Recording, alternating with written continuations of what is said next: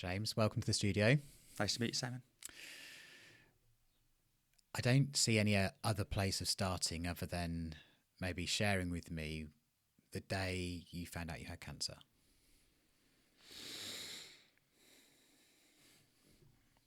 The day I found out, I actually think I knew I had it before I went in there, like subconsciously. So I was like sort of not expecting it, but I was expecting some sort of bad news, and then as soon as they told me, I just said, okay. I said so. So basically, what happened was they put me. Where do you want me to start for this? Because I can do you want me to go right Wherever you like. back to the beginning. Wherever Okay. you like. Because there's quite a few events up to the build up of that. Let's go back. Let's go back to when. I mean, did you start feeling unwell? Did you start feeling like? Why did you start? Why did you go to the doctor in the first place? I actually went in April 2022 to hospital because I had horrendous pain in my groin, like groin up to my stomach area, and I went to the hospital.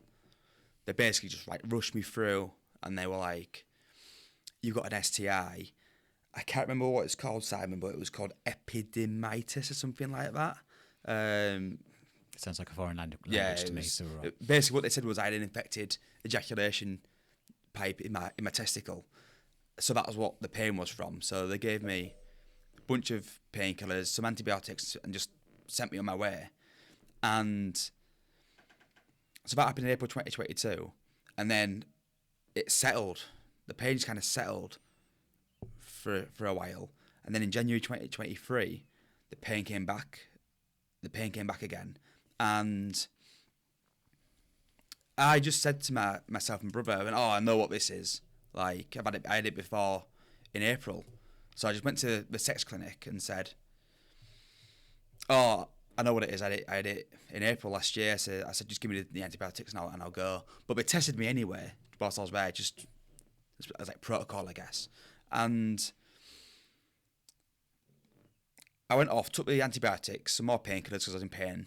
And they weren't even, the pain was still there 2 weeks later. So I went back to the clinic and I said, these haven't worked. And they said, yeah, like, we've got your results. There's nothing wrong with you. So there's nothing wrong with you, but there is blood in your urine. So I wasn't urinating blood. There's like a big difference. There's like traces of blood in my urine. So they said, you better go to the doctors. So I said to my brother David, I said, forget it. We're going to go straight to hospital. Like, I'm sick of whatever this is. Went to hospital and they said, you've got kidney stones, and the stone is actually stuck in your, I think I always pronounce this word wrong, but your ureter. Is that right? Is it ureter? No Urethra? idea. I can't, Yeah. whatever they call it. And they said that's the reason for the blood coming through your urine, because it's scratching on your ureter. So they put me in for a CT scan, and they said I'll find out results for the next day.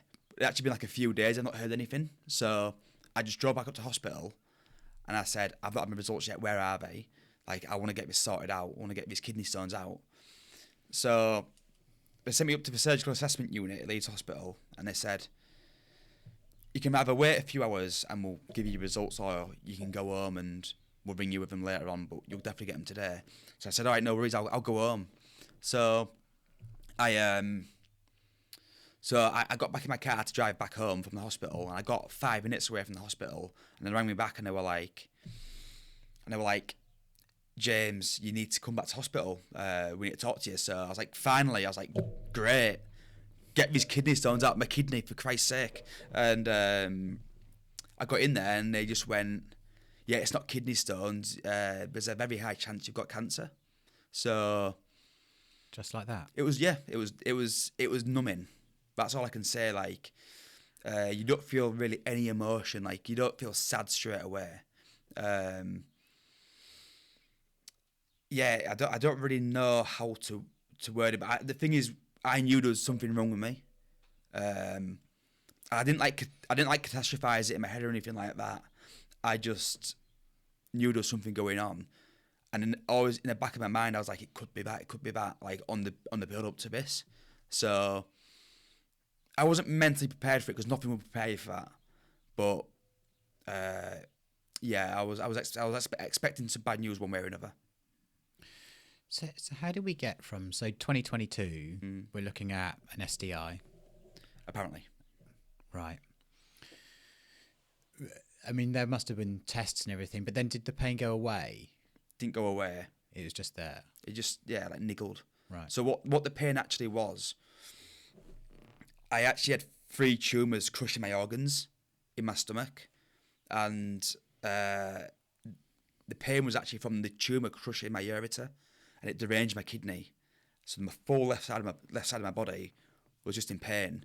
But this is probably my big problem is I am just someone who just gets on with stuff. Like I don't really ever just stop going forward and moving forward. And I didn't put it off Simon because I did go and get stuff checked out. But when they told me it was an STI in the April, I just thought, must be that. And I trusted them. Do you know what I mean? When they told me it was kidney stones in March 23, I trusted them. Do you know what I mean? So I thought, kidney stones, that's not going to kill me. I'll just keep going. Do you know what I mean? So I'd imagine they must have done tests. And I mean, how did they come to those conclusions? it's a good question. Right. We were literally working that out. Like, I don't know if I can keep this in the podcast, but I'm actually suing them at the minute. Oh, yeah. Okay. I'm literally suing them. So for 2 misdiagnoses, and a lot of other stuff. So we can go into that, like how I was treating stuff through the hospital. But yeah, we're in the process of finding that out ourselves because it was as big as what's the word, a misdiagnosis and what is it? We don't look after you properly. It's like a malpractice. You're thinking. What's the word? I can't remember the word. So you're thinking. So you're taking them to court. So you're taking the NHS to court. I don't think it'll go to court. Right. The NHS put aside $5 billion a year for misdiagnosis. Like that's like standard practice for the NHS. So do you feel that first time you went in? Do you feel that? So they must have obviously ran tests and they must have taken blood and done it in that way. I would have thought. Yeah, they took a bit of blood. Right. But that doesn't mean they tested me for cancer. I see. I didn't have any scans. I didn't have any ultrasounds. They literally just rushed me through, and because I was in agony, like I couldn't walk. Right. I was in excruciating pain, and it was a Saturday as well, so I couldn't even go to the doctors. Like I had to go get it sorted back there, and I think that my judgment is they just said he's in pain, painkillers, send him off on his way. No scans, no ultrasounds, like nothing. And now we speak about it. They put me on tramadol, and I said to my brother, like, how many people go on tramadol for an STI? Like, it just doesn't happen. So there was massive red flags all the way through it.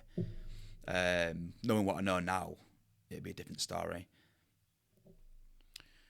So now you've been through this process, what would be different? So 2023, then you've gone in. Were you diagnosed with kidney stones? No, or I was just an idea. No, I was diagnosed with the STI Yeah. in 2022 Yeah. in April, and then kidney stones in March 23. 23. And only when they scanned me for kidney stones, they saw the tumours in my stomach. Right. So, and at that point, they just said, I just said to him, right, what's next?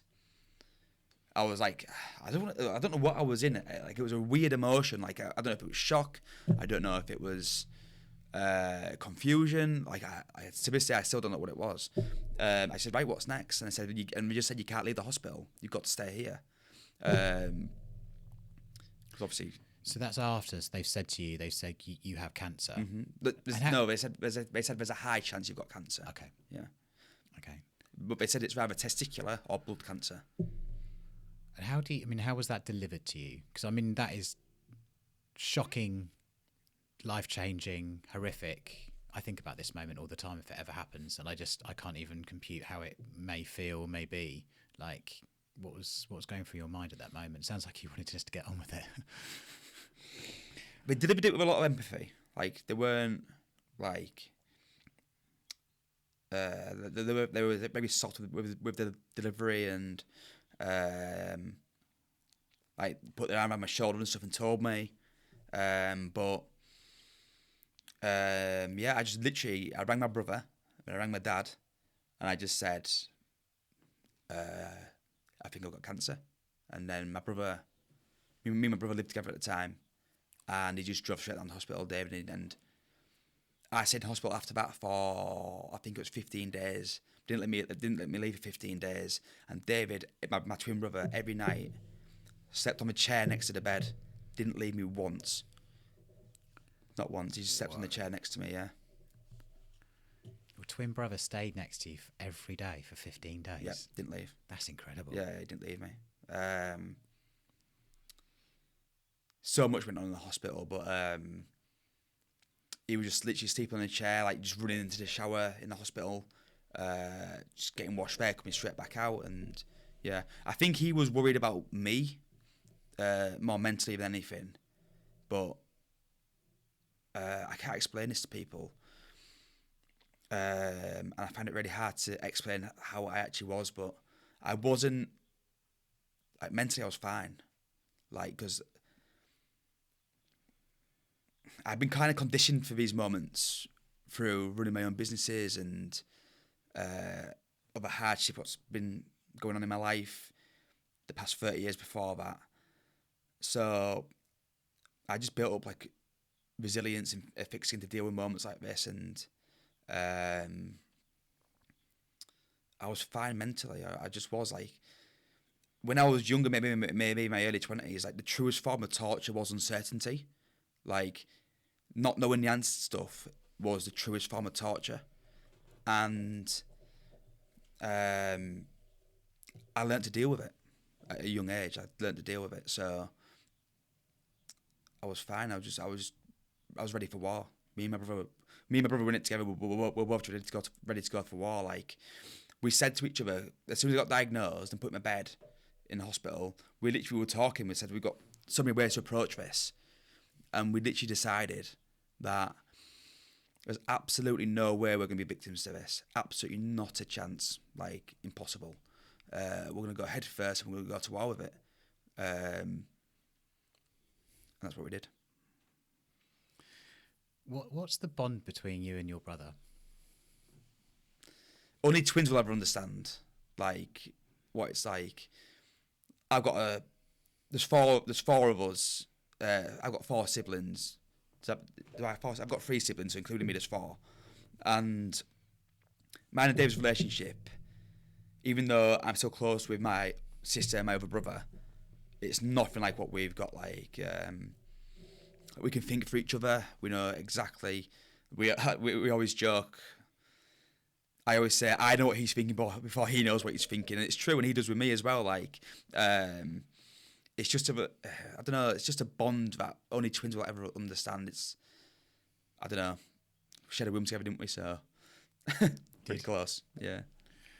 And how instrumental was he to the 15 days following and also all the days after?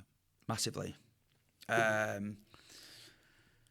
Like, it was like the little things. It's always a million little things. Do you know what I mean? It's never one big thing. And one thing I did get when I got diagnosed was I got brain fog, which I never really had before. But people would ask me questions all day, obviously, because it's the hospital and I need to know stuff. And people coming up and seeing me were asking me questions, and David could just keep answering them like that to me. Like, even if someone was asking me about my food, sometimes I wouldn't be able to answer it. He'd just be like that. No, he wants this, that, and the other. Do you know what I mean? It was like a million little things, and all the way through it, he could do that, and he never got it wrong once. So, yeah, and like him just like sleeping there, I could talk to him all day. We were actually just pretty normal with each other. Like, nothing changed between me and him. Like, we were just the same as we always are. And yeah, I don't know if that answers your question, but it does. Yeah, he was just. I think you're summing it up. He was just there. Yeah, like he he was just there, and he was just like he always is, just helping how he can, and that was it. Yeah, it's just sort of, it's just not new to me and him. That's all. I guess that's so I didn't really notice it's something new. He was just doing what he always does. Yeah, it's amazing. It's amazing to have that. Let's think about the mindset, because what you shared was that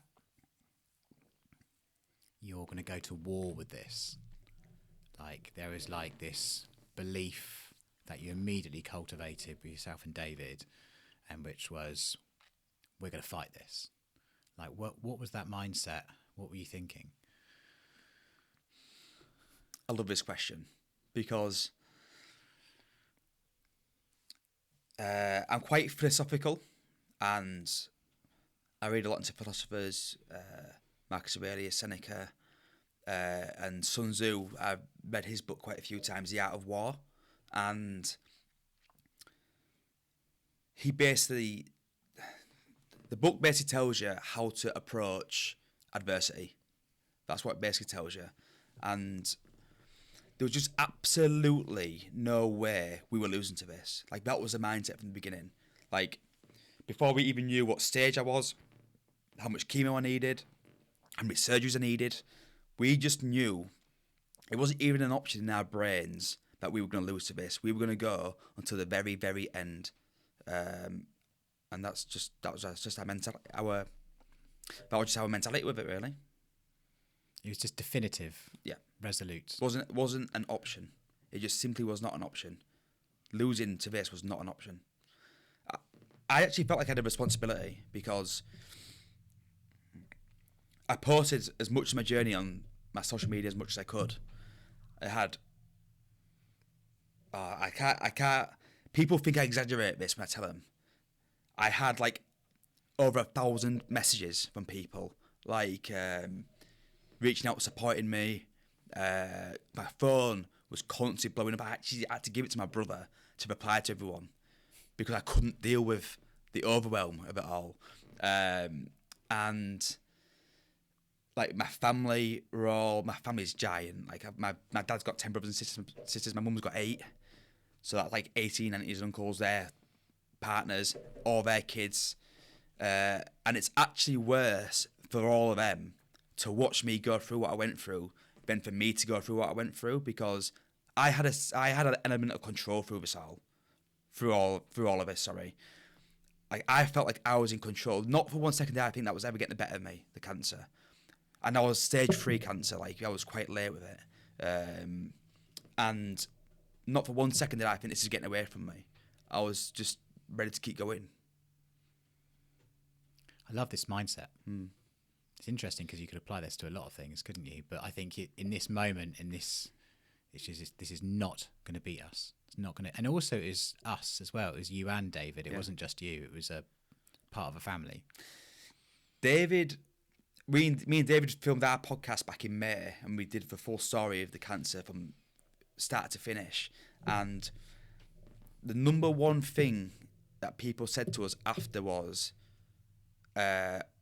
it's actually amazing how it was us and we, and not you. So instead of me saying me this, me that, it was me and David together as a team. Like we were both going through it. Like we're both a massive part of each other's lives, and we live our lives through each other quite a lot. And we were in it together. Yeah, we really were. It's incredible. Only twins will ever be able to understand this. Like it's really hard to articulate and tell people. It's just more of a feeling. Like a deep bond. Yeah. So what happens next in those 15 days? So firstly, David's by your side, showering and washing and everything. Yeah, I'm sure he was a sight and fun. Yeah. What happened? So they actually left me in bed for 3 days and nothing happened. They put me in for my testicles to get removed. And my kidney was completely deranged as well. So they put nephrostomy in my kidney. They chopped my testicle off.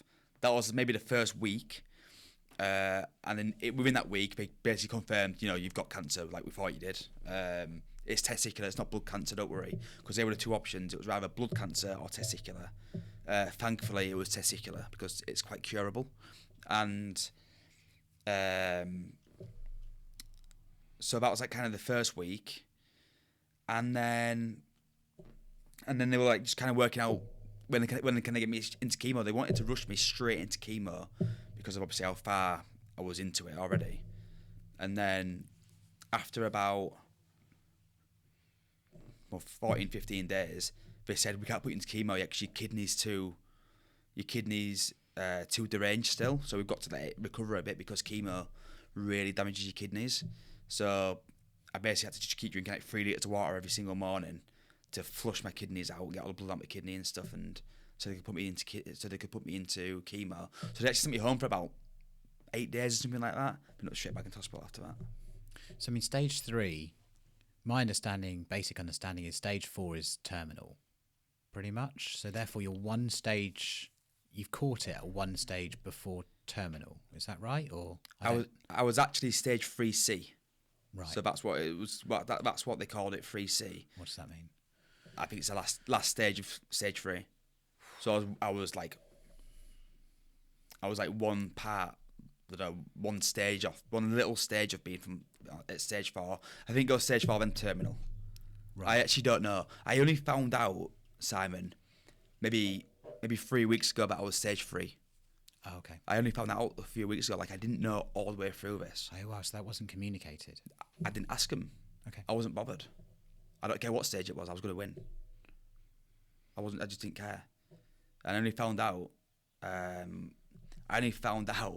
The other day to tell my solicitor. That's the only reason. And like, even my solicitor was like, "What stage were you?" I was like, "Oh, I don't even know." So yeah. So I think it goes stage 4 then terminal, but I don't know. Yeah. No. Okay. So you've had these days. You've kind of gone back, and you've gone back and forth a little bit. What's the journey from there, and how's everyone around you? Chemo started. Right. Everyone around me, no one knew. Nobody knew what to expect because no one who was directly involved with me had ever been through any of this. So no one knew what to expect, and me. They put me into chemo, put me on the drip, and then that first week of chemo was absolutely crazy. Like there's nothing could have prepared me for how depleted my body would have been. But the worst part about it all actually was I had 3 different chemotherapies. I had cisplatin, bleomycin. I can't remember the other two, Simon. But so what are these different types of chemotherapy that you would have? Okay. Yeah. I actually got told halfway through my chemo that it's the most intense chemotherapy either in Europe or in the world or something like that. I can't remember. It's probably why it's so curable, testicular, because they really hammer your body with it. But after the first week, like I was just wiped out, like absolutely wiped out. My body, like physically, I went down to about 10%, and then. But the worst part about all that was they probably pump like 5 kilograms worth of chemotherapy into you every day. So, and I was in for 6 days, for 5 days of chemotherapy, and I left on the 6th day. So if they put 5 kilograms worth of fluid through me every day, they can't just leave me 25 kilograms overweight at the end of a week. So every day, they'd give me a tablet to go to the toilet and just basically piss it all out. Can I swear? Yeah. Yeah. So to go piss it all out, and I'd have it about 10 o'clock at night. So I would be up every 30 minutes, like literally just going to the toilet non-stop, to get all this chemotherapy back out of my system. But I said this in my first podcast, I need people to understand this. Like, this is 6 days of 0 sleep. And when I say 0 sleep, I mean 0 sleep. I don't mean an hour here, an hour there. I couldn't, like, I had too much fluid going through my body where I had to constantly keep getting up and getting rid of it. So after 3 days of no sleep, your body starts to do weird things, like seeing black dots in your eyes, like things like sweating a little bit. I had this for 3 months. Like my chemotherapy my first round of chemo was 3 months. So I went 3 months with 0 sleep. In between my chemo sessions, so my intense sessions of chemotherapy, in between them, I would maybe get 1 to 2 hours sleep maximum a night. But when I go back into chemo, it's literally a week 0 sleep, nothing. So I was so far past exhaustion that my body was just doing, like, it was like an autopilot. Like, I still can't explain it right now what was going on. Like, it was just wild. So I don't know exactly what chemotherapy is. So what are they? You say they're pumping you full of it. So is it like a liquid that's going into your body? Yeah. And you're saying 5 kilograms a day. So 25 kilograms. That's like, I mean, it's a huge amount of weight that's being added to you, which then has to come back out. Mm-hmm. That's crazy. Exactly. Yeah. So I was actually on the chemo drip for 8 hours a day. So maybe pumping chemotherapy into me for 8 hours a day. Then for the next 16 hours, I'd be on hydration. They'd give me some special kind of water to go in and pump through my body. So I was never off the drip. It was constantly going through me all the time, and I had to just keep letting it all out. So physically, that was the worst part of it all. Like, no sleep. Like, if people can remember what it's like to go one night with some bad sleep, the next day is ruined. Then if you did the next night with bad sleep, that's, you know what I mean. I was getting no sleep. I mean, the two things combined, you've got the chemotherapy. I mean, they use, not being allowed to sleep as torture for probably a very deliberate reason. We've just had a baby, so also I'm very aware of what this all feels like. Congratulations. Thank you. And my poor wife is going through it right now of a lot of the feeds, and I try and help where I can. So I know just the challenge of that. You go a couple of days, even go one day without sleeping, you're half the person you were. Go another day, you're half the person you were again. Go another day, like you're delusional. Yeah. Day 3, day 4, you're totally delusional for sure. Yeah. I was so far past, by the end of it, I was so far past exhaustion, it took me like 8 weeks to recover from it. So to get my sleep back up to something normal, because you start sleeping, but you start light sleeping. So like when you just like your eyelids are just like sort of half shut, do you know what I mean? That's how it starts. You might get an hour on a night, then 2 hours, and then back into hospital. But after it all, it took me a short while to recover from it. Why was it like that? So why is there a reason why the chemotherapy? So if it's being, why couldn't you sleep? Why was the therapy like that? No, it wasn't so much the chemo why I couldn't sleep. It was because I had to keep getting up and going to the toilet. Oh, I see. Yeah, so because I had to constantly keep going to the toilet. Right. Yeah, the lack of sleep was probably the biggest challenge to begin with, because for testicular cancer, people are on different cycles of chemotherapy. Mine was 5 days of intense chemotherapy. Then I'd have, this is a little bit complicated, but if you can, just try to stay with me. 5 days of intense chemotherapy. Then the week after that, I'd go in for 1 day for an hour for a drug called bleomycin. And the week after that, I'd go in for 1 hour for bleomycin again. So then 3 weeks was 1 cycle of chemotherapy. But these 5 days would wipe me out for these 2 weeks. And then I'd go straight back in again after that. So I did 12 weeks of it altogether.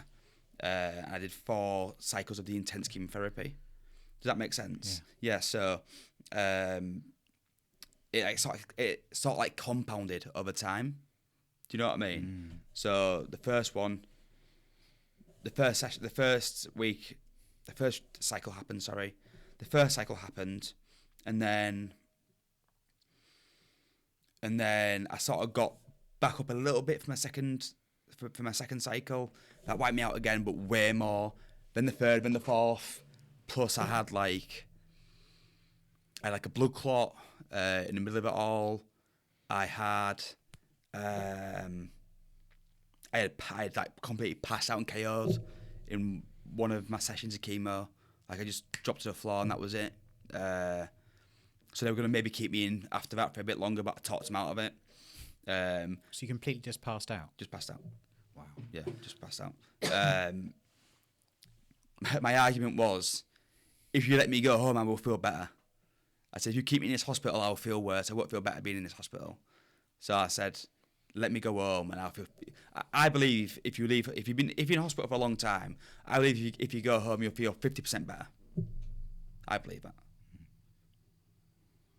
Just from being at home. Makes sense. Mm. So you've had a really intense period Mm. of the chemo, the exhaustion. What? Trying to understand what happens next. Like, how do you like? Yeah, what goes on next? A few months down the line, it sounds like you've been going back and forth, going through the chemo, in and out of hospital. Like you started off with a resolute mindset. How are you a couple of months down the line from that? Exactly the same. Like, so after the chemo finished, we had to wait 6 weeks to let the chemo keep working, and on the 5th of July, 23, we basically went in for our results. So they were going to tell me there and then if the cancer was out my blood, and it was. So it was good news. Completely gone. Yeah, gone out. It was out my blood. The chemo had worked, but the problem was at the time they thought I had a 14 by 8 centimetre tumour in my stomach and 5 centimetres thick. That was a problem because the chemo was meant to shrink that. But mine was way too big. So we always knew I had to go in for surgery to take that out. And it was a major surgery. So I basically went in for my results on the 5th of July. So I had like a 6-week break from everything, which was absolutely the best thing ever. Like, that was like heaven to me. Like, because my body was so depleted and I was so exhausted. Like, I didn't even think about having cancer. I was thinking about how much sleep I could get. So, so yeah, we went in on the 5th of July for the results. I was all good. The chemo had worked, which was great news. But we had to get this tumour out, which was the next thing. And that was a major surgery. It was life-threatening surgery. And they basically said, look, you're going to get a date in the next 3 months. So any point in the next 3 months, they were going to send me in for surgery. But on the 2nd of August, I went in for my pre-assessment. I did my pre-assessment really early, ready for a date for whenever they gave it to me. And so we went into pre-assessment with no date for the surgery. And they said, after they did all my assessments and stuff, they said, right, we've got a date next week if you want it. And I was like, I wasn't ready for it. Like, I wasn't ready to go in for this surgery just yet. But because I was actually enjoying just like relaxing and resting and getting myself back together. I was sort of getting somewhere at this point by the beginning of August. And you can't say no, Simon. You know what I mean? Like, oh, you've got a date to get this tumour out your body. Do you want to do it? Imagine just saying no to him. You know what I mean? Like, you can't do that. So they said, yeah, all right, well, next week we'll put you in. So got everything ready to go next week. And then we got to Leeds to go into surgery. And as we pulled into Leeds, they rang me and said, it's been cancelled. We're cancelling your surgery. But we can book you in again next week. So, yeah, 16th of August, I'm waiting for the surgery. Wow. So did you say this was life-ending surgery? It can be, yeah. Right. Life-threatening. Life-threatening. Yeah, it could be life-threatening. Because of the routine that they go through. So there was a concern for you during the process, during the routine. I think it was like 1 in 250 people died from it. Right. So, something like that. So, obviously, so that in itself was a risk. Yeah, it's a massive risk. And so what was your question, Simon? Yeah, just about the actual surgery itself being a risk. Sorry, that was it. Yeah. So what they had to do was they had to get the tumour out of my stomach, but they say it was my stomach. It was actually the front of my back. Does that make sense? Yeah. So there was a tumour. So effectively, there was 2 stages here. One was obviously the testicles. Mm. They were removed pretty quickly by the sounds of things. Then it was blood, and now it was this tumour that's grown within you somewhere. So where is the tumour? Like at the front of my back. Right. Does that make sense? Yeah. So they had to go in through my stomach. They had to like dig up me. They took everything out of my core, my body. They took everything out of it. I actually saw a video of the same surgery.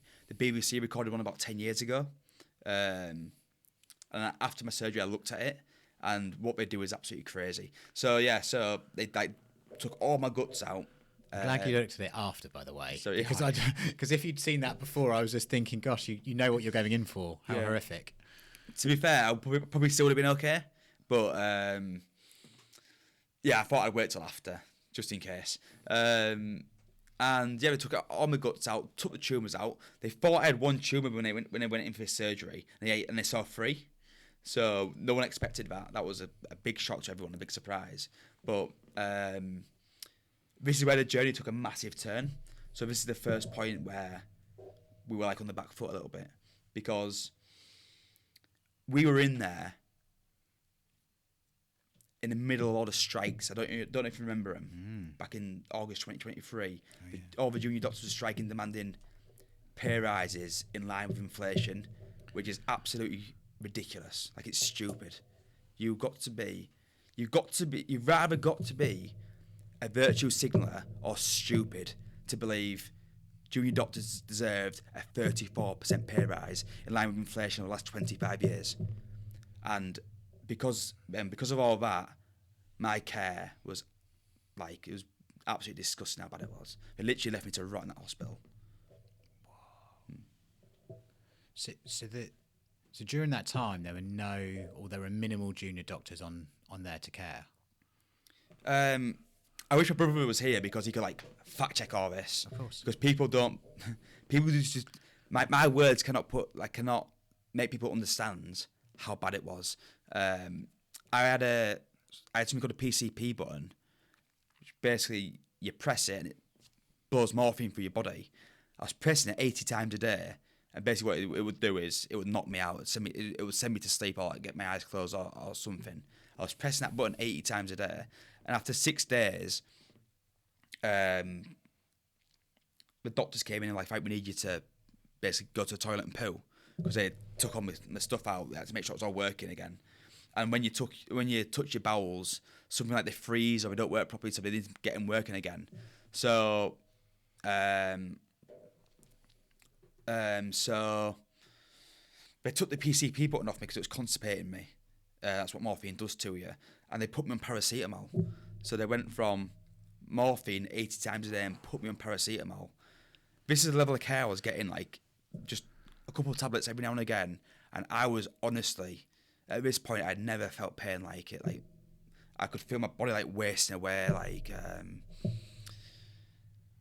agony was just on another level. Like, it was just on another level. Like, I was just ready. Like, I don't know. It was a hard point, and like I was constantly getting ignored by the nurses as well, because there's hardly any beds in the hospital. There was a massive shortage of beds, so I was in a different ward for like liver surgeries. So people coming in for liver surgeries, like getting some of the liver chopped off or something like that, and they're leaving like 3 or 4 days later. So it wasn't. So to my knowledge, it wasn't really a very intense surgery. So the nurses were quite relaxed on the ward, but my surgery was major. My wound was leaking. Excuse me. My wound was leaking. You've had your whole body here cut, essentially opened. From the bottom of my chest to about an inch above my penis, I'd been opened up. And have they removed all of the tumour? Yeah. You said they thought it was 1. It's now gone to 3. Yeah, they got it all. They've got everything. Yeah, they got it all. So that was a positive. Yeah. Okay. Yeah. Like the now it's the recovery from it. The surgeon gave us good news. Like, she was like, yeah. The surgeon gave us great news. She was like, yeah, I got it all. It went really, really well. Like, expect good news. The tumours were dead. Like, expect good news. But I was in hospital for 17 days after that, and it was disgusting how badly I got treated. Like, so after that, during those 17 days is when they were having the strikes. Yep, they were having the strikes. And because if I was asked for more pain medication to a nurse, they can't just give me it. They've got to go to the pain team. They've got to find time to come and see me. They've got to come see me, assess me, go back down, write all the reports, and it would take sometimes 2 or 3 days, Simon, to get an increase in pain medication. And they wouldn't just give me the stuff I needed, they'd go, right, you can have some ibuprofen. So then I'd go, this isn't enough. Right, well, okay, you can have some of this or some of that. Do you know what I mean? And it just wasn't enough. And it wasn't until I basically got out where I was on the right medication. So I went 17 days after a life-threatening surgery. Sorry, no. I went basically 11 days after a life-threatening surgery with next to nothing pain relief because I've been so badly neglected. And I had a few other things what happened there as well in them 2.5 weeks. Like my catheter, I had a catheter and all sorts coming out of me, like tubes coming out my stomach and everything. And my catheter got blocked one day. So it took them 8.5 hours to remove it. That is a minor procedure. They just take it out. It took them 8.5 hours. My bladder was fully blocked. I had just had stomach surgery and it was making the pain like so much more intense, right? So they eventually took it out, and then a junior doctor came back in about an hour later to put another catheter back in. They put in the wrong size catheter. They put in a catheter what was too big into my penis, and they just shoved it up there. And these are the same people demanding pay rises. Like, I've got a strong position on this. You are still learning your job. You are not a qualified doctor yet. You do not deserve to be on the qualified doctor's money. Just because you spend years in university learning something. If I spent 5 years in university learning golf, doesn't mean I can go and get a hole in one after going on the golf course and practicing for a week. You've got to learn your role properly. And these are the people. I was one who suffered from it all, me and many other people, and saw it firsthand. So, I was really badly let down by them and suffered as a result. I can't even fathom what you've been through. It's hard for me to reconcile how much pain you've been through and how distraught everything was. We were still we still weren't giving up.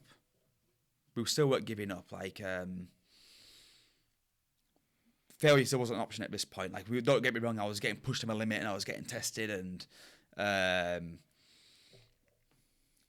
the universe was stress testing me a lot, but just get going.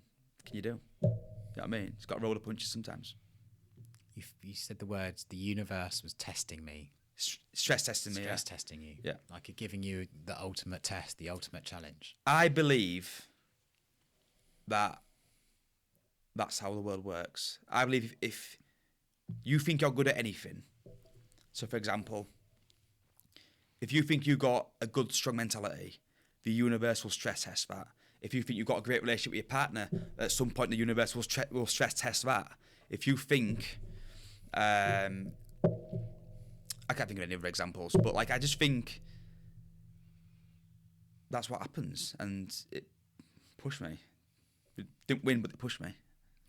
So, how much of that mindset do you think was critical at the beginning when you and David kind of just said, this is what we're going to go after, we're going to fight? We don't think deeply into it. That's genuinely people we are. Yeah. Do you know what I mean? It's not something we think about. Like, that is just who we are as people. And I don't know really. Yeah, we just. I think the main thing we said was we're not going to be victim to it. Yeah. And that was that. Like, we just said we're not going to complain. We're not going to moan. We're going to go head first into it, and I'm going to win. So that's what we said. And where are you now? So there's a little bit more. You might tell you a bit more to it first? Please do, yeah. Yeah. So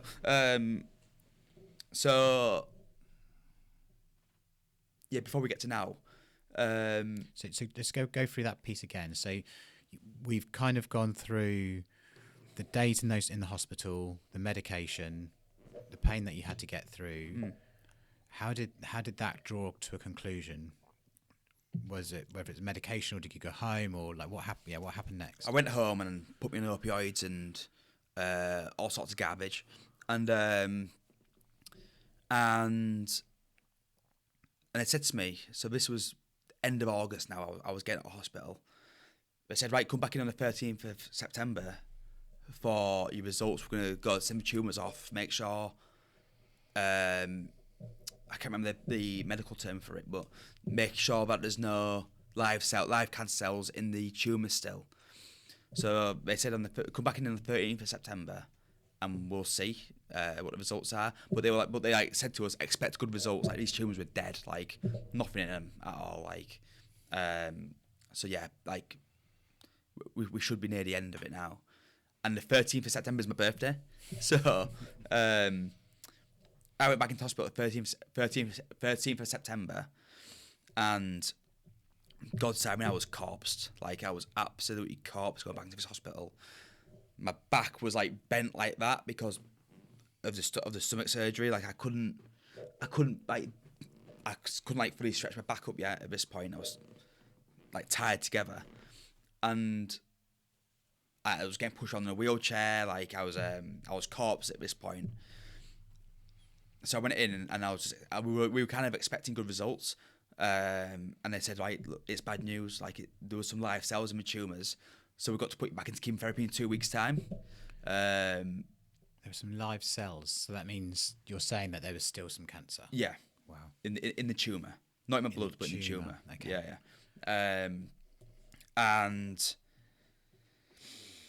And yeah, they said, right, you're going back into chemotherapy in 2 weeks.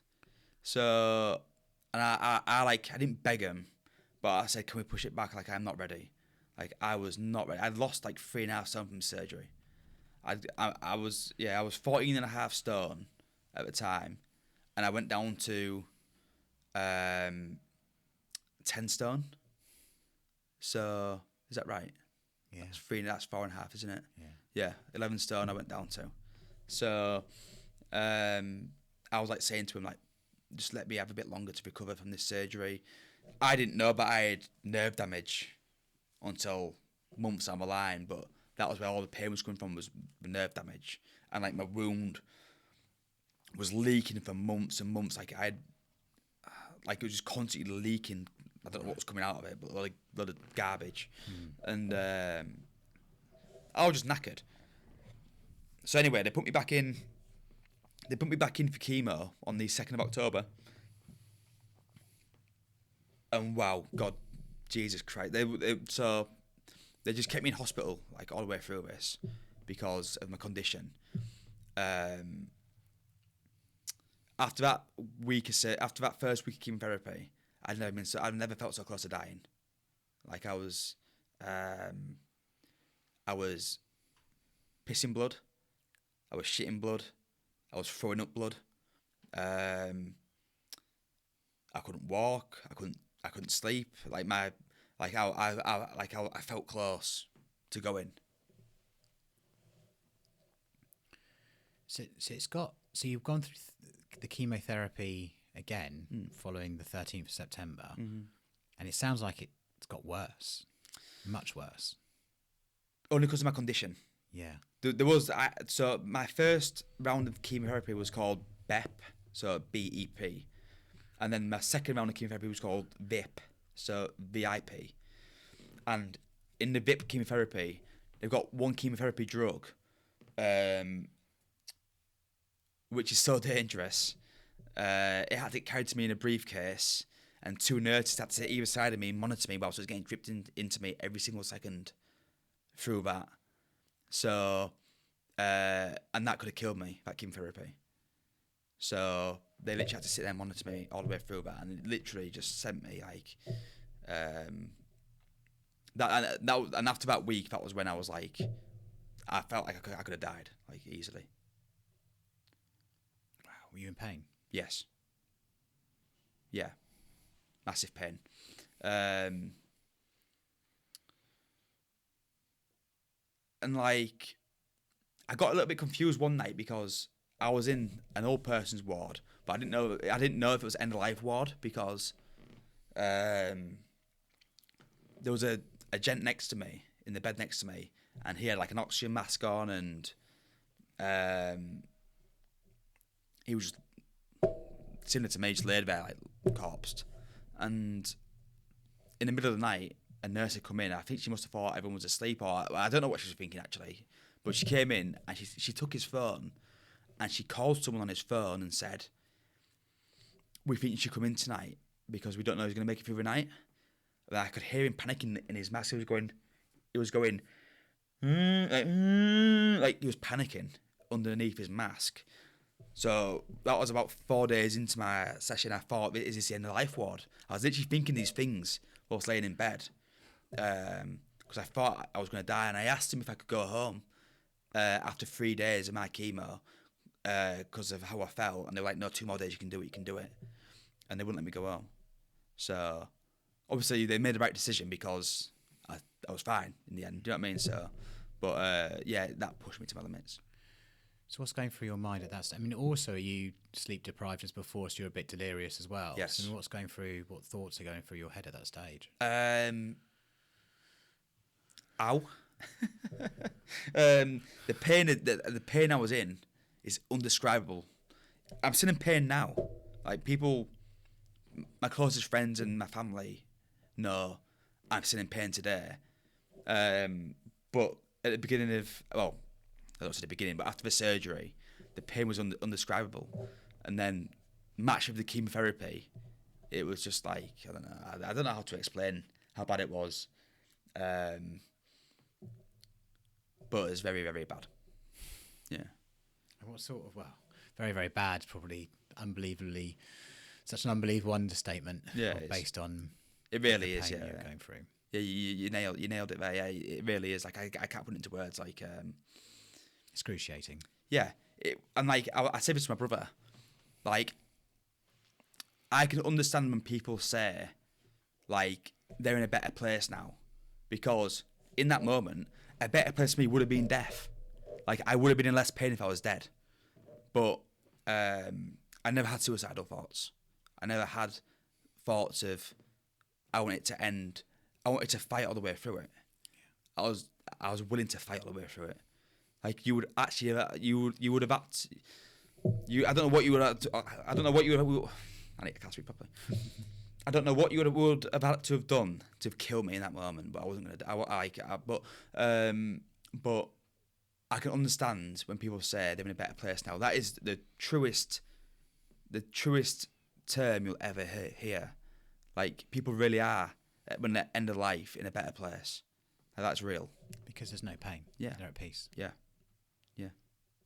And then my mum actually often says that she worked on the cancer ward all of her life, and she just said, "This is hell." She said, "Where people go is peace," and because she's seen so many people in this situation, she worked on the cancer wards for 20 odd years or so, and saw lots of people end of life, and that was her speciality, was the last month or two of people's lives being there, and she just said, "This world is hell." I actually, sorry, Simon. Yes, right. Just said this world is hell in comparison. Yeah. Yeah, I actually saw the government last year. They introduced a new law where if you are in the life, you can basically request to die. Did you see that? I know something was coming through, but I don't know what's been said now. And a few people actually reached out to me, and they were like, "What do you think?" There's really good arguments on both sides, and I can understand it from everyone. And I don't think there's a right answer to it, but if you're a patient, no matter what's happened to you, it doesn't have to be cancer, it could be anything. If you're going to die anywhere and you want to be out the pain, I can understand that. But at the same time, I can also understand that the option to die can be the obligation to die at another point if they introduce that law. It can become a slippery slope. Do you know what I mean? So I still can't decide if I'm for or against it. Do you know what I mean? But I can understand why they would look at introducing it. If for you it was an option at that stage, was there any point during this horrendous time that you would have said that's a better option? Not in a million years. Never. Never. How much of this do you think comes back to mindset the whole way through this? The fact that you were so definitive the whole way through, this is not going to happen to you, no matter what.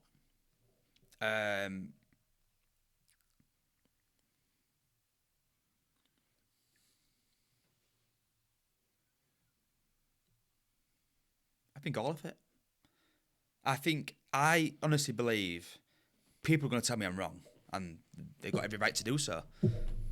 I believe the mind controls your physical health. I honestly believe that. And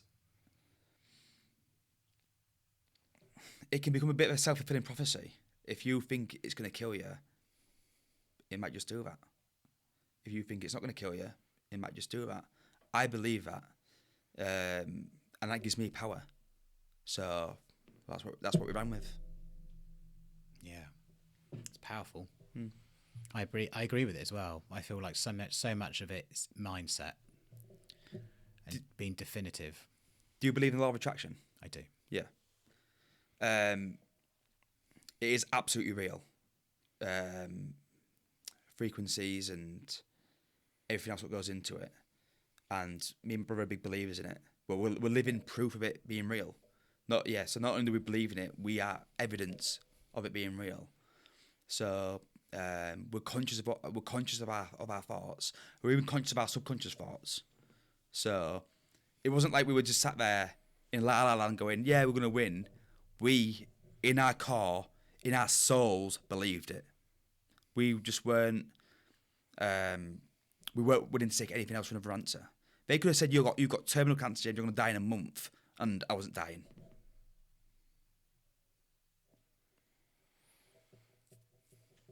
It's more than resilience. Yeah. It's in your soul. Yeah, it really is. It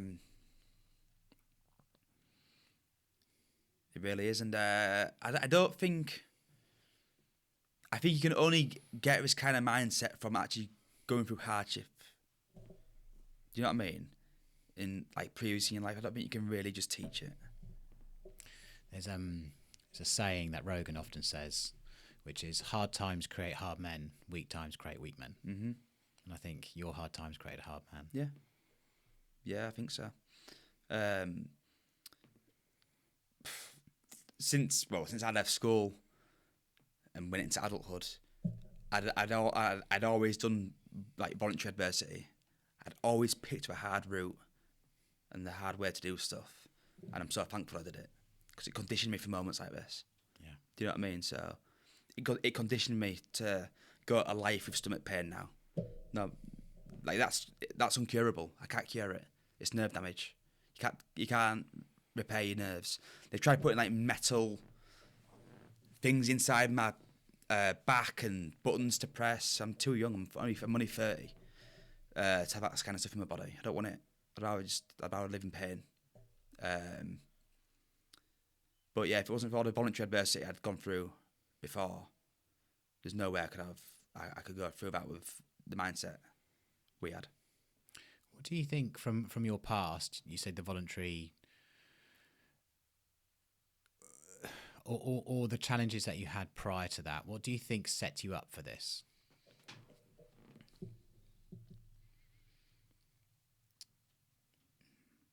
Naively going into business, heartbreak, coming second, so not always winning.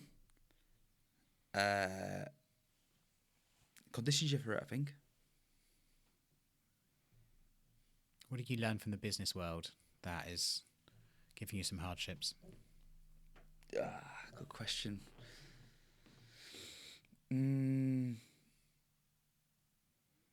Yeah, the business world doesn't care how you feel. It just does not care how you feel, does it? Like,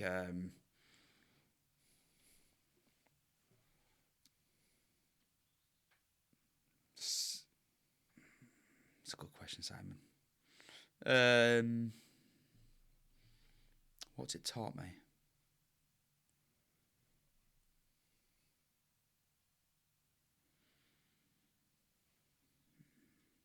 What do you mean specifically? Well, when you're in business, there are hardships. There are, you're trying to get a business off the ground. You're trying to make progress. You're trying to progress in a world that doesn't want you to necessarily make progress because it's high in competition, right? The journey you've been through is a fight with yourself. The business journey is a fight with others. Even in fight internally, as in within a business, you're constantly fighting for prowess, position. I just see business as a daily fight. no matter what situation you're in. You kind of have to fight your corner, fight your purpose, fight your reasons. And I think there's that's almost like an external fight, but you've had to go on like an internal fight with yourself, with your mind.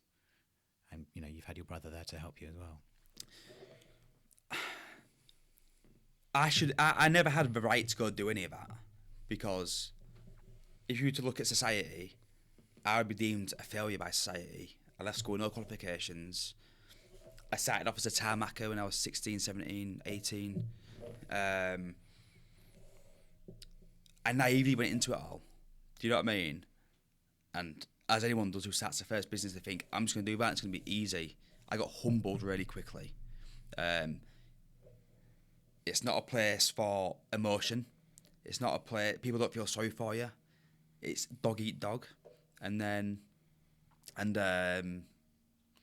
people really are willing to crush you in the world of business, and that's something else I learned relatively quick. So, I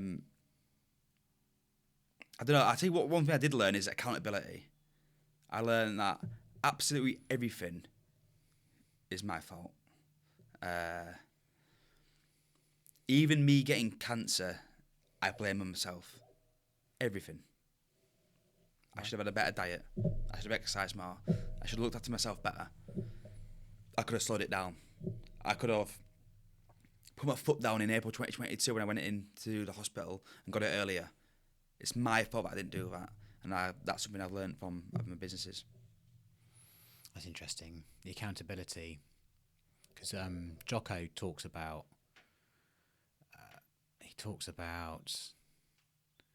just... I can't remember the exact words, but it's like this unrelenting reliability, unrelenting accountability. Everything's your fault. Mm-hmm. And Jocko talks a lot about that. Everything. Yeah. Yeah. Me and my brother live and die by it. If someone crashes into my car on the motorway, it's my fault. I should have sat up 10 minutes earlier.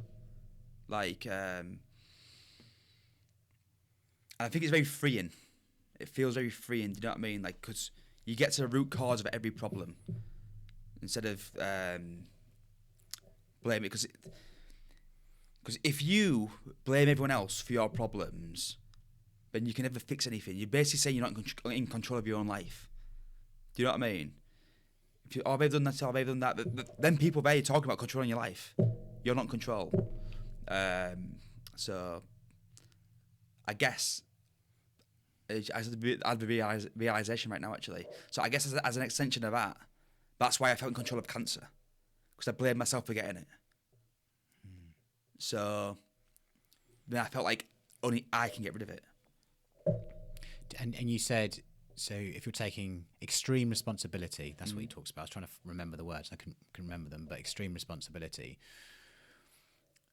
So do you feel like it was down to your lifestyle, or? Could be. It could be. Could be down to lots of things. But they're all my fault. So towards the end of 2023, so the last big date was the 13th of September. Then you've gone through chemo again, tried to get the cancer out, tried to get the tumours out, etc., etc. So we've gone through that. What's happening next? So I was in chemo all of October, and then, this is when I was at my worst, like physically, and I started to go back for cancer checkups and surgery checkups, and I was constantly going back to Leeds Hospital, and then it's a bit anticlimactic, but on the 5th of November, I went in for what I thought was a checkup, and they were just like, "That's it." Like, yeah, you're done. And like, I was just like, if I was to reenact it, I'd be like that. I'd be like, what? You know what I mean? I was like confused. I was like, I didn't quite believe him to begin with. I said, what do you mean? And he went, no, you're done. He goes, that's it. He went, go get better. I went, what do you mean? Because like, I was so depleted from the chemotherapy. I was in agony because of the surgery. I didn't feel cancer free. I didn't feel healthy. Do you know what I mean? Like, and I went, that's it. Sure, nothing else. And he went, that's it. He went, everything's up from here. So at that point, you're completely cancer free. Yep. But you're just left in this horrendous pain and body, which is fully depleted and broken. Yeah, exactly. And my childhood friends had all been through this journey with me as well. In fact, I forgot to mention that earlier. They all shaved the hair off of me as well because I went fully bald. I'll show you after this. So David was good because David wasn't there for that consultation meeting. Do you know what I mean? No one expected the news on the 5th of November. Or was it the 7th of November? I can't remember. And no one expected the news on that day. David was absolutely fuming that he wasn't there for it. But I rang David and I told him, I says, we're done now. That's it, cancer free. And he was like, really? And we're both just shocked. And then David rang everyone who'd been through this journey with me. And he just said, comes up to the house tonight, we need to talk, we need to tell you something, blah, blah, blah. They all came up and just told him, all my friends and stuff, like, that's it, now we're done cancer free. And they all got pissed that night in my kitchen and I went up to bed. So the alcohol was the last thing in your mind. Yeah, it was, yeah. I literally told them and 2 minutes later I went straight up to bed. I was like, I need to go. But they all stayed down and they were just happy. That moment, it sounds, the moment of finding out that you're cancer free feels more like disbelief than happiness. Or I don't know, how are you feeling in that moment? Relieved.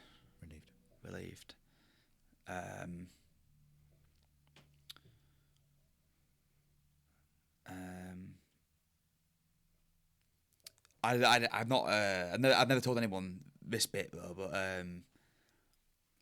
that was the only time in the full year that I cried.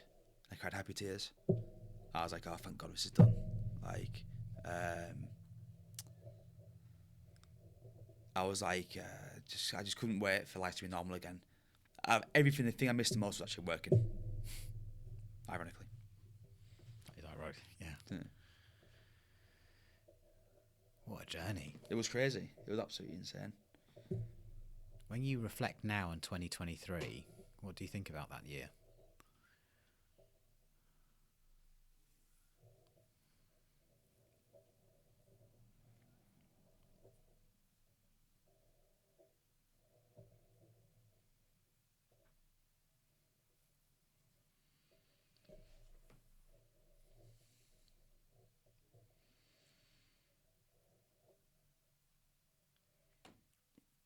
I feel like it was just a test from God. Yeah. If you think you're a force to the world and you can go through and the world can just fire bullets at you and they keep bouncing off, the universe will fire an atomic bomb at you and see how you react to that. And I'm just glad that I can... There's not many people who can walk out the other side. There's not many people who can go through what I've been through in my life, come out the other end smiling and saying, is that all you've got? So, thank you for the test. Play on. That's how I look at 2023. It's going to be a great story when I eventually get to where I want to get to. And we all look back and we say, nice try.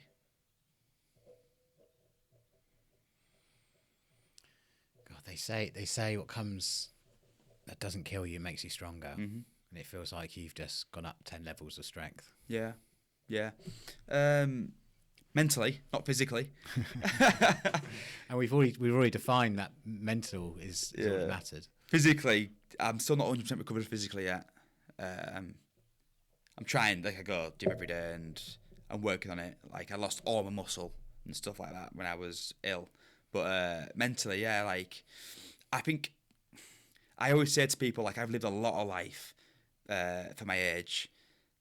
there's not many people my age who can say they've, worked in a trade, lived in a different country,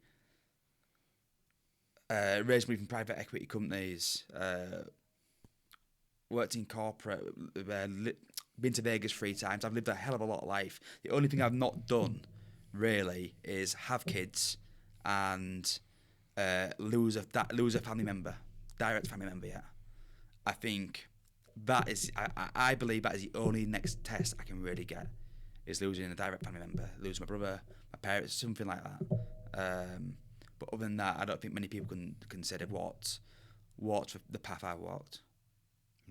No, not of this just excruciating pain and depths of despair. Even the pain from business, it can be similar. Like,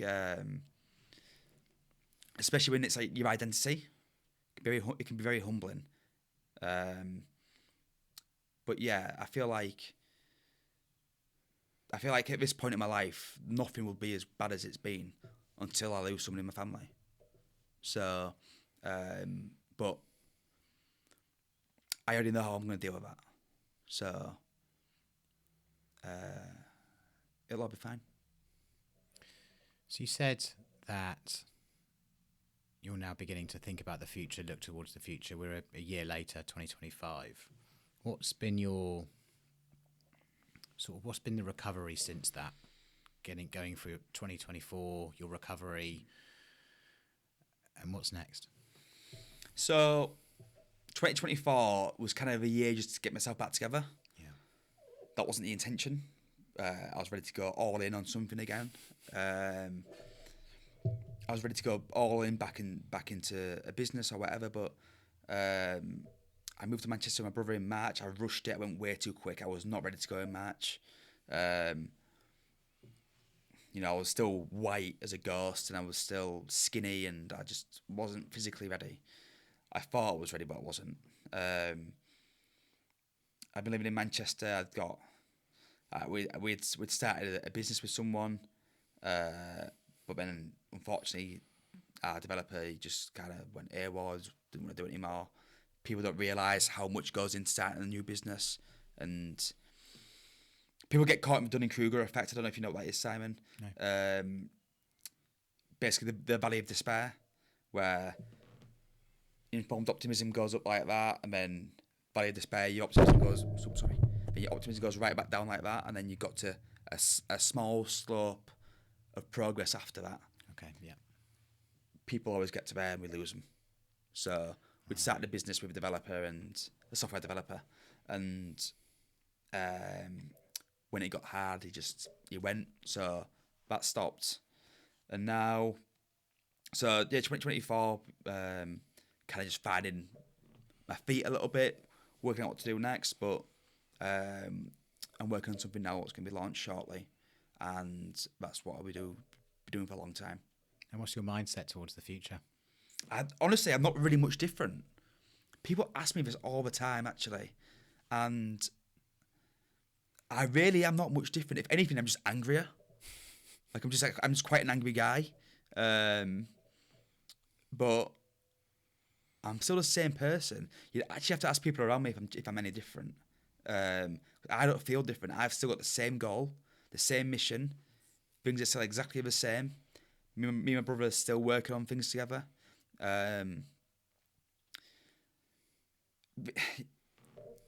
You've actually made me realise something I always say to people is, I didn't struggle through all this mentally because I have such a deep purpose in my life. And I always say, like, suicide isn't the biggest killer in men, it's a lack of purpose. And because I've got so much of it, I've got goals so much bigger than myself that I do not really have time to worry about other things. So, yeah, I don't know if that answers your question. I hope it does. But Definitely does. Okay, yeah. Definitely does. But yeah, I still feel the same, like exactly the same person, just a bit angrier. Feels like you got angry at the cancer. It's well controlled. Like, I'm not like I'm a big believer in stoicism and being stoic. I've actually channeled this anger through self-improvement for years, which is the only thing you can do with it, really, unless you want your life to go downhill.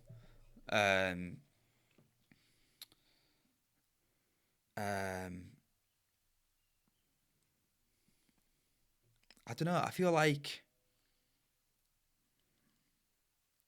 how do I word this?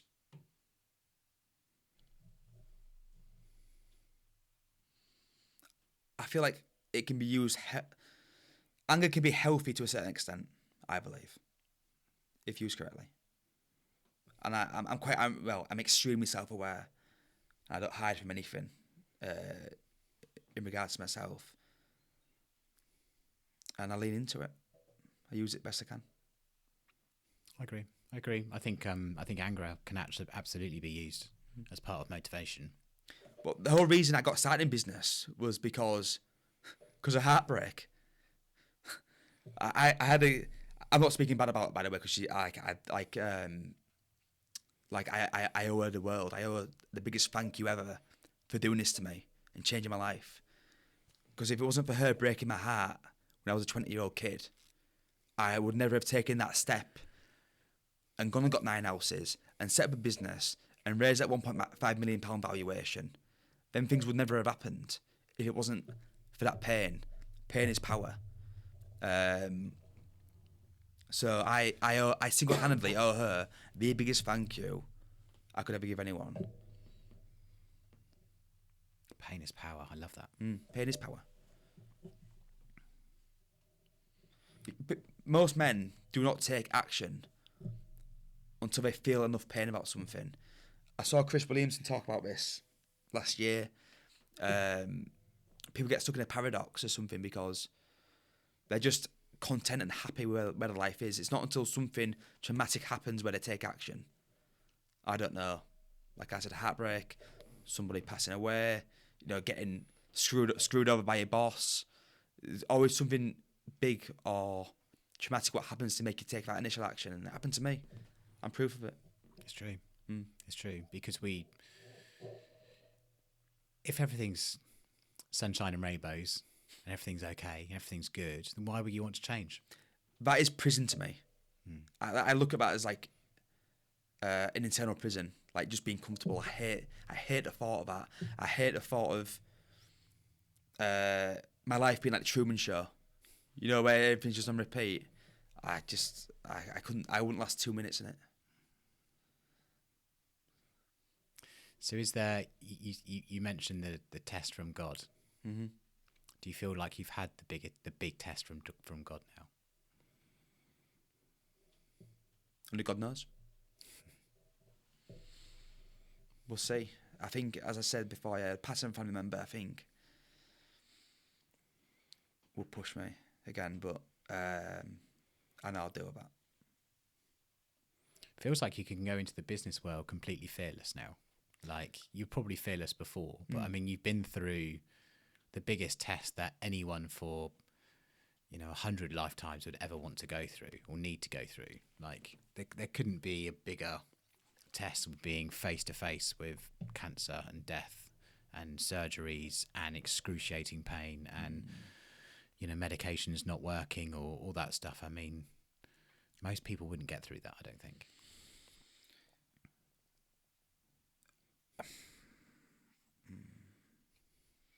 Yeah, I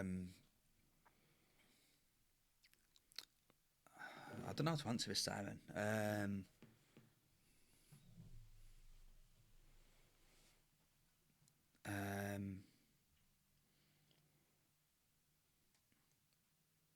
Fearless. Am I fearless going into business? I feel like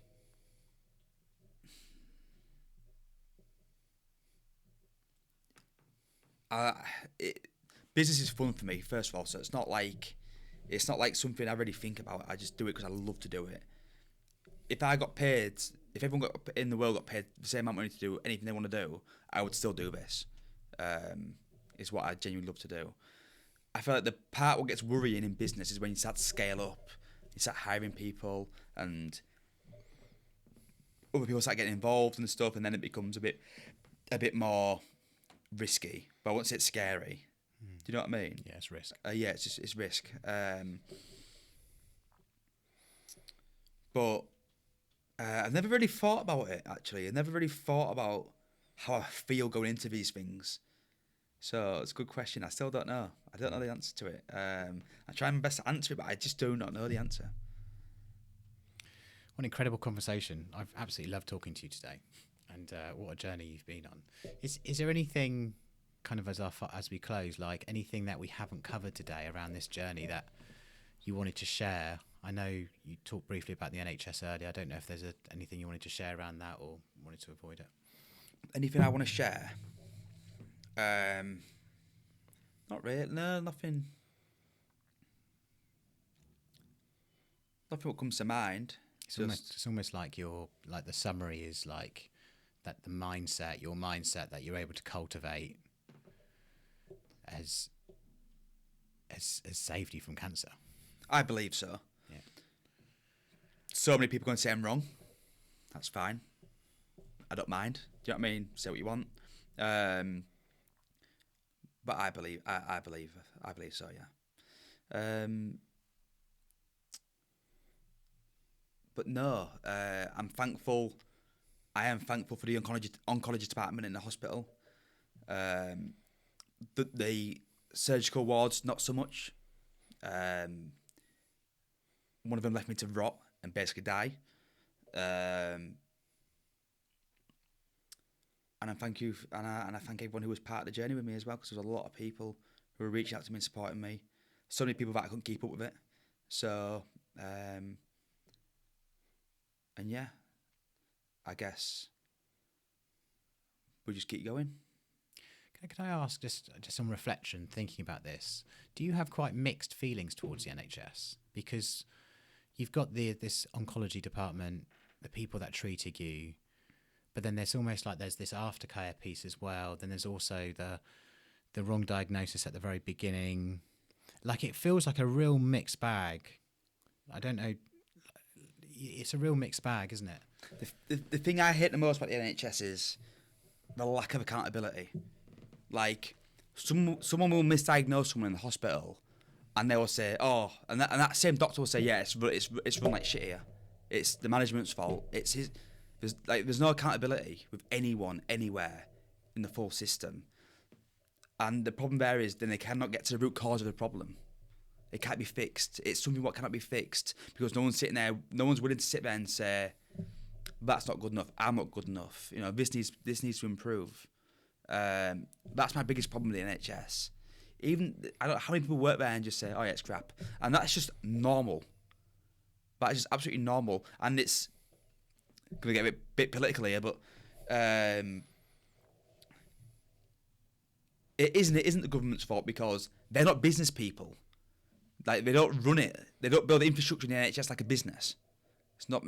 I don't know if it's designed to be profitable or what. It's just a shocking system. Needs fixing. And it starts with accountability. That's honestly where it starts. So, how I feel about NHS, I would rather. My preference would be, we pay insurance, because we get taxed for it anyway. I would rather, if I could, an ideal world, taxes come down a little bit. We pay insurance for anything major, and anything minor, I won't mind paying. Because I'm gonna say now what everyone's gonna say to this clip on the internet. They're gonna say it's free. It's free at the point of service. NHS is free at the point of service. That is the biggest load of garbage I've ever heard in my life. What does free at the point of service mean? What does it mean? That's like buying Netflix, then watching your film and saying that film's free. Like, that's how stupid it is. And we are psyoped into believing that our healthcare is free. It's absolutely not free.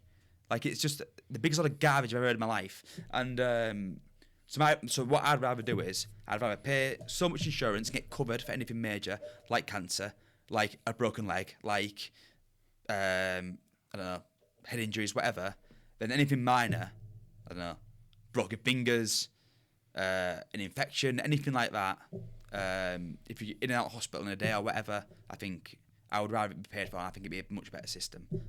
Right or wrong, I don't know, but that's my opinion. It feels like since you've been through this process, you're probably one of the best qualified people to define it and say what it needs or what it doesn't need as a patient and as someone who's been through it.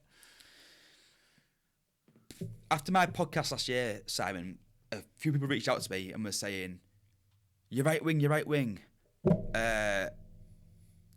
saying it's, and I've never voted once in my life. I'm not a political person.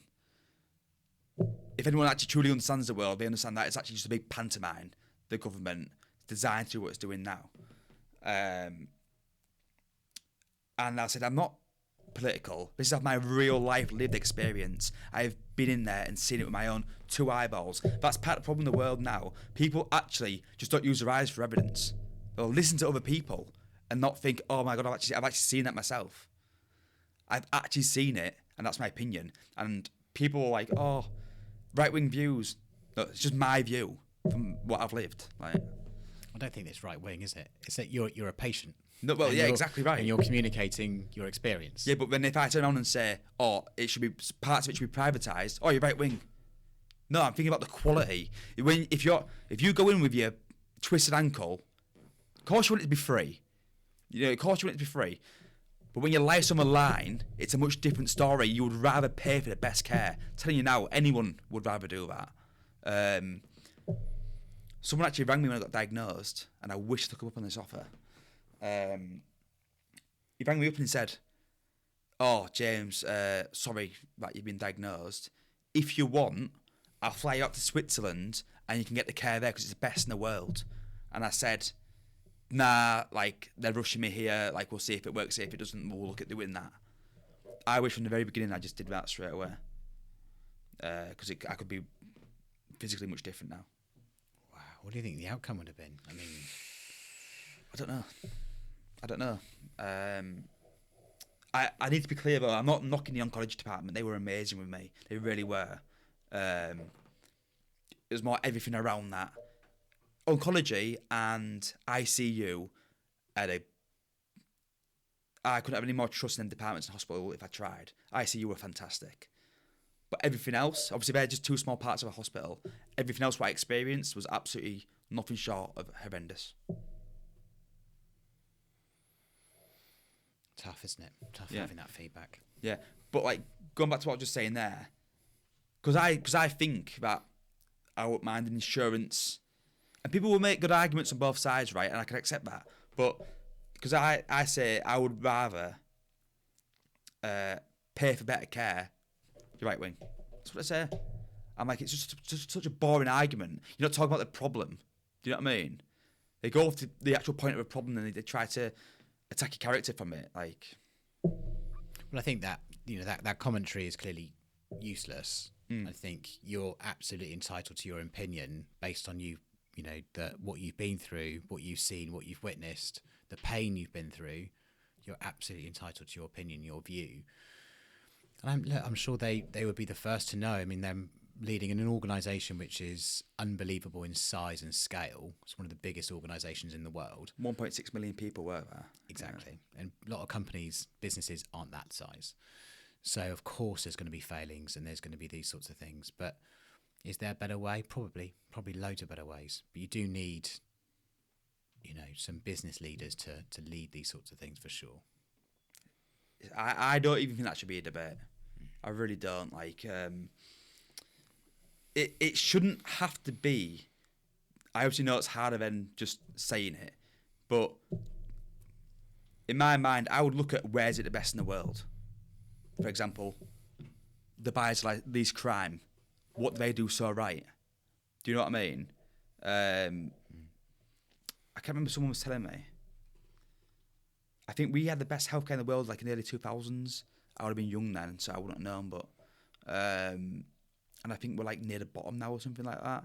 I can't remember who's top for healthcare, but like, what are they doing right? Can we mirror it? Do you know what I mean? Like, that'd be my solution. But again, I don't know. Yeah, just my opinion. Thanks again for coming in. What an incredible story, and the pain that you've been through, but also, I think for anyone listening that may well be in that situation today, what's your advice and guidance for them as maybe you sort of reflect on everything you've been through? Stop thinking about how you feel. Have a go bigger than yourself, and just keep going. Just keep going. I don't know what else to say really. There's no secret. There's no magic formula. Forget your feelings and push forward, like I did. And go to war. Look at adversity in the face and smile. Like, don't cower to it. That's what I'd say. Incredible conversation. Thank you so much. Thanks for coming in. We're just getting started.